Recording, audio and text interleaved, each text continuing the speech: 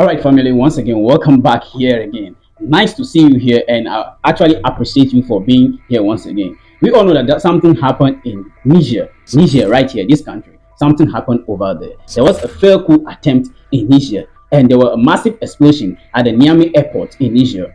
A lot happens there, and there was a report of casualty, a lot of casualty out there. So we are going to dive into it and see what is actually happening as the president, General Tchiani, also came out to warn some African leaders and France that they are going to retaliate. He vows for retaliation. So we are going to look at that. Now, what really happened there? What actually happened is that some people are trying so hard to overthrow the government. They are trying so hard to destabilize the country. Why? Why are they trying so hard? Because these kind of stuffs are getting scary. So at the Niger airport, there were a lot of major explosions. Why did they target this airport particularly? It's because the airport holds large amount of uranium. This is uranium. This uranium has this kind of shape. Okay, somebody may be asking, is this uranium very important? Yes, in capital letters. Uranium is very important because it can be used for a whole lot of things. And purposely, the main reason why this uranium is very important in every aspect of life is that it's used in creating the atomic bomb. We all know that.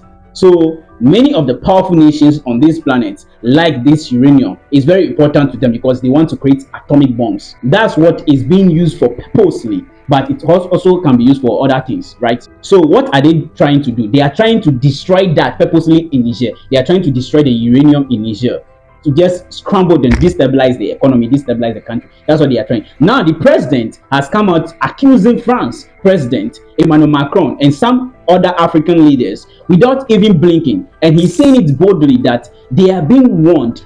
They are being warned. He has heard them, but he will come for them. He will retaliate. That's what he's saying. Now, let's look into this and see what is actually happening on the ground. Speak for themselves. On the ground, the bodies of the neutralized assailants are scattered, including a French national. Beside them, there are weapons of war and... All right, let's stop right there. Let me just explain something to you over here. Now, if you are seeing all the black spaces in this video, just know that there were a lot of casualty on the ground. And what you are seeing is a blank space because it's not being allowed. How people are on the floor, how people are being splashed during the attacks.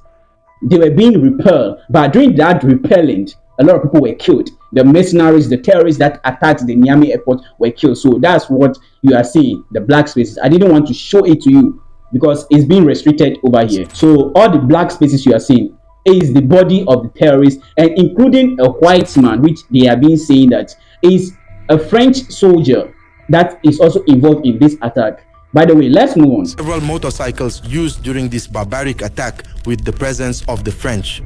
And further away, the accomplices now apprehended and in the hands of the defense and security forces.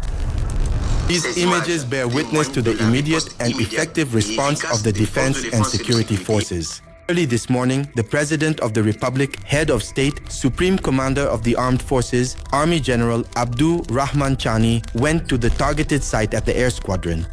Upon his arrival, he was welcomed by the Minister of State, Minister of National... All right, so the president himself was there at the site to witness what actually happened because he isn't afraid of the West or anyone who is trying to plot against him. He's not afraid of them. So he's at the site to witness at first hand whatever transpired over there. Let's move on. Defense Army General Salif Moody and greeted by the military hierarchy. On site, the President of the Republic made a point of personally assessing the scale of the attack and the results of the prompt intervention by the FDSA. A strong presence with a clear purpose to support the engaged forces and reassure the population. The FDS assured that the situation is under control. Nevertheless, security measures have been reinforced and maximum vigilance remains in effect throughout the area. As you are well aware, during the very early hours of this morning, the airbase Mani International Airport, more broadly speaking, was the primary target of a calculated and attempted infiltration by a group of mercenaries, specifically mercenaries who were being remotely directed from an external location. This is an excellent and timely opportunity for us to... All right, so the president is saying again that the Niamey airport was actually targeted by mercenaries that were remotely directed from external location. Who are these mercenaries? Who directed them? We are going to find out in this video. Let's move on. Come and engage in discussions with all the national defense and internal security forces, as well as our Russian partners, to express our deepest gratitude to them for their incredibly prompt and effective. All right, now the president has confirmed that Russian troops were on the ground and they actually helped to disarm these attackers or these mercenaries. They actually play a key role in repelling these terrorist attacks in Niamey. Within 20 minutes, the Russian troops were able to end the attacks from the terrorists, helping Niamey to gain control of everything or anything. You see, so the news that was flying out there, or the communication that was going out there, that Russian troops were actually on the ground and they actually supported in repelling these attacks in Niamey, is actually true. This is what the president is saying, and he's actually thanking them that thank you for your service in our country. That's what he's saying. Let's move on. Response. A response that within the following 20 minutes, the forces completely and utterly routed the enemy, neutralized immediately on the spot, while many others were neutralized way in a state of total panic. All right, so right now we can see that Russians are very much involved in the affairs of the country. Since Niger chased out the French, Russians are now very much in Niger, so they are doing massive work out there. Let's continue. We congratulate all the defense and security forces who were able to coordinate their actions, as well as the Russian partners who defended with professionalism their security sector. We are issuing a very firm and solemn reminder to the primary sponsors who are supporting these mercenaries, most notably the French President Emmanuel Macron, the Beninese Patrice Talon, the Ivorian President Alassane Ouattara. For a very long time, I've patiently listened to everything they had to say in the city of Bouaï. However, the time has finally come where it is now their turn to sit back and listen carefully to what... Wow, it seems this gonna be a long ride between Niger, Benin, France and Ivory Coast, because the president of Niger said they are the sponsors of the coup attempt in the country.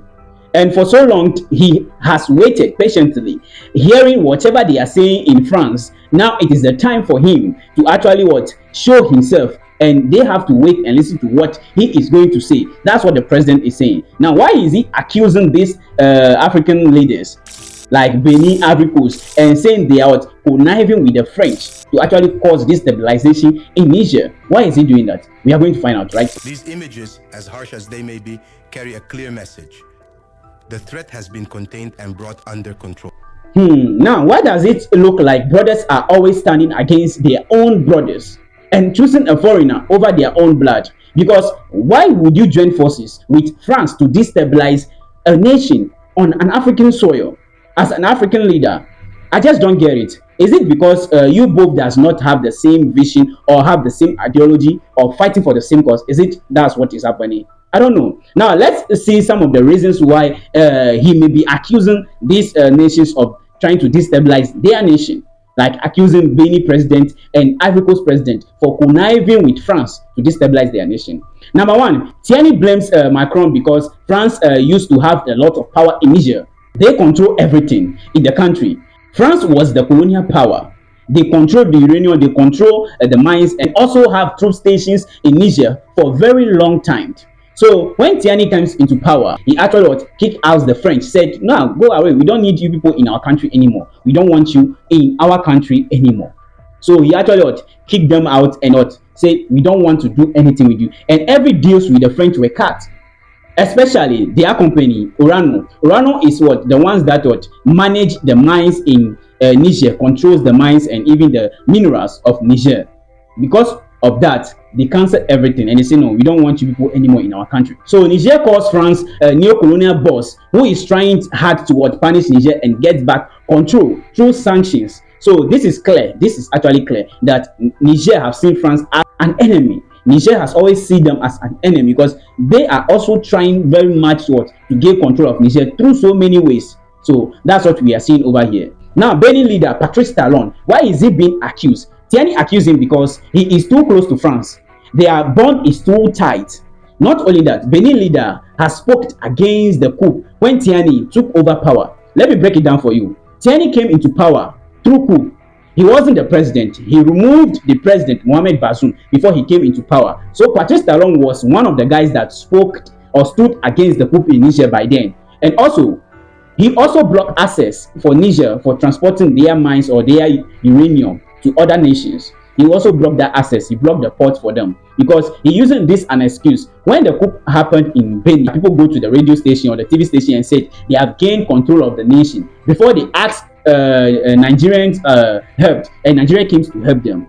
They said it was Niger that is behind that coup in Benin, the coup attempt in Benin. So they are using that as an excuse to block the port for them to not transport anything. That's what is happening. You know, these countries, especially, they need port to transport their materials or whatever, yeah, or to export. It's very important than air. So that's what is happening. That's the scenario over here. Now let's come back to Alassane Ouattara.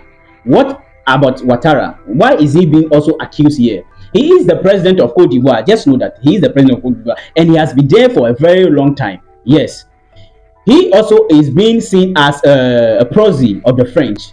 Why? If they say proxy, what does it mean? That means that he doesn't like to use his mind. He is a puppet of the French. He always does what the French wants. He is always what? Following orders. Now, Ivory Coast has French military bases for many years now, and that has been a very strong presence in Cote d'Ivoire, Ivory Coast. The French military have a very strong goals in there. So many people are thinking that this may be the backside of everything. That when France want to attack the nation who is standing against France, then they are going to use Ivory Coast as a backside to attack other nations. So that's what is on ground. So critically, this leader Tchiani does not like these two nations like Benin and Ivory Coast, but they are brothers, but they are still standing against each other. So maybe he has something with these leaders. That's why he knows that they are the one causing all this problem in his country. And you can see that Tchiani sees these people, these leaders, as enemy. And he's actually what? Speaking clearly, not blinking. He said, you, Patrice Talon. He said what? Patrice Talon, Alassane Ouattara. He mentioned their name and even said Emmanuel Macron. That means maybe he has an intel on these guys. That's why he knows that they are the sponsoring of the coup attempt that happened in Niger. They are the one trying to destabilize Niger. That's what he's saying. Now, guys, what do you think? What is your explanation of whatever is happening? Because right now, the president of Niger has vowed solemnly to retaliate. He said, you people, I have been watching, I've been hearing you. I've waited patiently for you guys. Now it's your turn to wait and listen to what I have to say. That's the information, and that's the message. That is the message for the people that are sponsoring the coup. So what do you think? Whatever you think or whatever you feel, just drop it in the comment section. Thank you for watching this channel.